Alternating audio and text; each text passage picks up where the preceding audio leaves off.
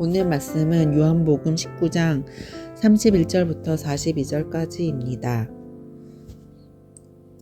이날은 준비일이라 유대인들은 그 안식일이 큰 날이므로 그 안식일에 시체들을 십자가에 두지 아니하려 하여 빌라도에게 그들의 다리를 꺾어 시체를 치워달라 하니 군인들이 가서 예수와 함께 못 박힌 첫째 사람과 또 그 다른 사람의 다리를 꺾고 예수께 이르러서는 이미 죽으신 것을 보고 다리를 꺾지 아니하고 그중 한 군인이 창으로 옆구리를 찌르니 곧 피와 물이 나오더라. 이를 본 자가 증언하였으니 그 증언이 참이라. 그가 자기의 말하는 것이 참인 줄 알고 너희로 믿게 하려 함이니라. 이 일이 일어난 것은 그 뼈가 하나도 꺾이지 아니하리라 한 성경을 응하게 하려 함이라. 또 다른 성경에 그들이 그 찌른 자를 보리라 하였느니라. 아리마대 사람 요셉은 예수의 제자이나 유대인이 두려워 그것을 숨기더니 이 일 후에 빌라도에게 예수의 시체를 가져가기를 구하매 빌라도가 허락하는지라. 이에 가서 예수의 시체를 가져가니라. 일찍이 예수께 밤에 찾아왔던 니고데모도 모략과 침향 섞은 것을 100리트라쯤 가지고 온지라. 이에 예수의 시체를 가져다가 유대인의 장례법대로 그 향품과 함께 세마포로 쌌더라. 예수께서 십자가에 못 박히신 곳에 동산이 있고 동산 안에 아직 사람을 장사한 일이 없는 새 무덤이 있는지라. 이 날은 유대인의 준비일이요 또 무덤이 가까운 고로 예수를 거기 두니라. 아멘.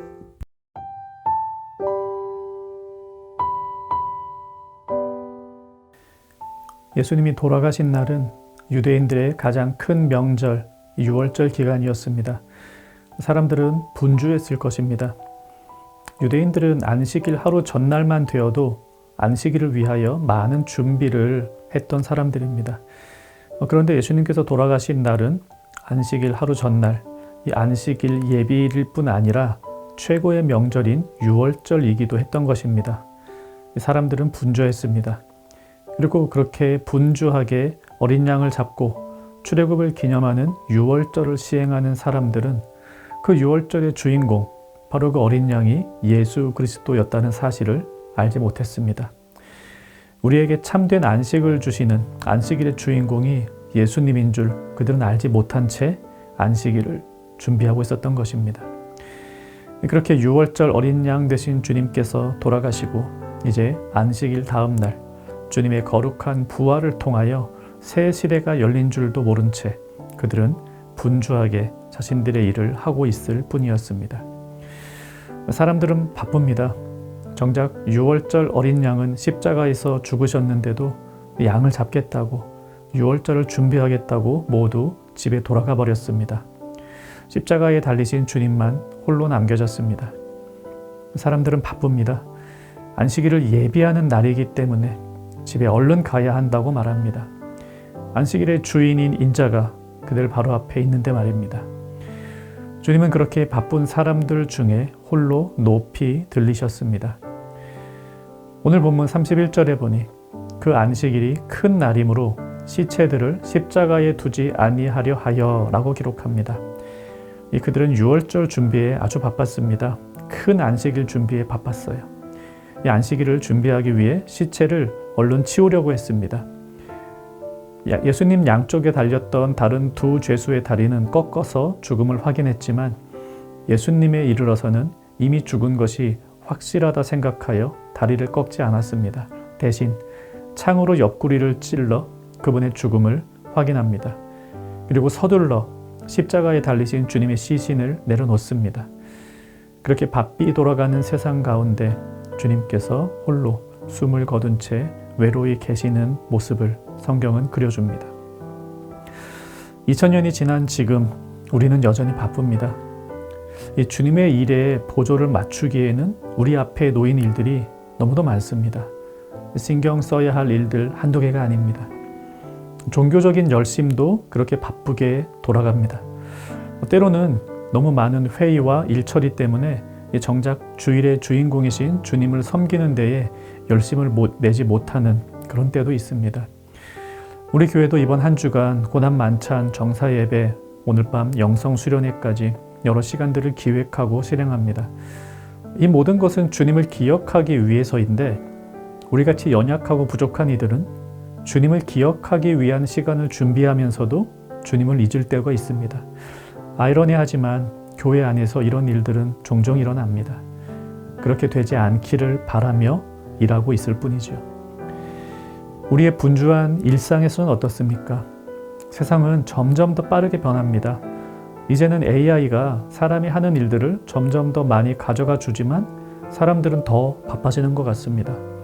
조금만 가만히 있어도 뒤처질 것 같은 불안감이 우리 현대인들을 졸라댑니다. 이렇게 분주한 세상 속에서 빨리 우리의 걸음을 달려가기 위해 주님을 홀로 두고 있지는 않습니까? 모든 사람들이 십자가에 달린 주님을 놓고 돌아가 버린 뒤 아리마대 사람 요셉이 살며시 등장합니다. 그는 사실 비겁한 자입니다. 그는 예수님의 제자였지만 유대인을 두려워하여 그것을 숨겼던 자입니다. 그는 비겁한 사람입니다. 그런 그가 총독 빌라도 앞에 가서 예수의 시체를 달라고 청합니다. 그리고 받아옵니다. 니고데모도 왔습니다. 그 역시도 비겁한 사람입니다. 그는 유대인 관원입니다. 예수님을 만나고 싶었지만 사람들의 시선을 피해서 밤에 몰래 예수님을 찾아왔던 자입니다. 그는 지금도 또 비겁하게 다 끝난 뒤에 예수님을 몰래 찾아옵니다. 이 시체의 부패를 막기 위한 방부제와 향을 가지고 말합니다. 그리고 예수님을 장사해 줍니다. 너무도 바쁜 수많은 사람들이 예수님을 홀로 두고 떠난 뒤 비겁한 두 사람이 왔습니다. 모두 다 돌아가고 남은 그 두 사람. 그들은 일견 비겁한 사람들로 보이는데 하나님은 바로 이런 사람들로 하여금 주님의 일을 하게 하셨습니다. 주님의 장사는 이 두 사람 때문에 치러지게 된 것입니다. 이것은 은혜입니다. 자신의 부끄러운 과거를 뒤로 한 채, 그리고 지금도 용기 없는 자신의 모습을 뒤로 한 채 바로 그 자리에서 주님을 찾아온 그들로 하여금 하나님의 일을 하게 하시는, 이것이 오늘 우리에게도 주시는 은혜입니다. 우리는 이런 은혜를 경험하며 살아갑니다.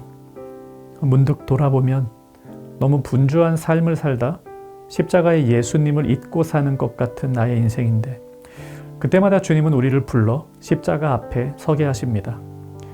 다른 일들로 정신 팔려 있는 우리에게 하나님의 일을 하게 하십니다. 그러면 우리는 한편으로 부끄럽기도 하고 또 한편으로는 여전히 있는 세상 근심을 가지고 있는 채 주님의 일을 합니다. 주님의 일을 하면 주님을 만나는 기쁨이 있습니다. 물론 속으로는 또다시 세상의 분주함 속으로 빠지는 우리들이지만 그래도 괜찮습니다. 주님이 또다시 우리를 십자가 앞으로 불러주실 것이기 때문입니다. 아무도 없는 주님의 무덤에 찾아온 아리마대 사람 요셉, 그리고 니고데모처럼 자격 없는 우리를 십자가 앞에 불러 하나님의 일을 하게 하시는 주님의 은혜에 감사합시다. 말씀 생각하며 기도합니다. 분주한 일상 가운데 예수님을 잊지 않는 매일의 삶이 되게 하옵소서. 나를 불러 하나님의 일을 하게 하시는 그 은혜에 감격하며 감사하게 하옵소서. 오늘 하루 분주한 일상 가운데 십자가의 주님, 무덤 속의 주님, 부활의 주님을 잊지 않는 청년가족 되기를 바랍니다.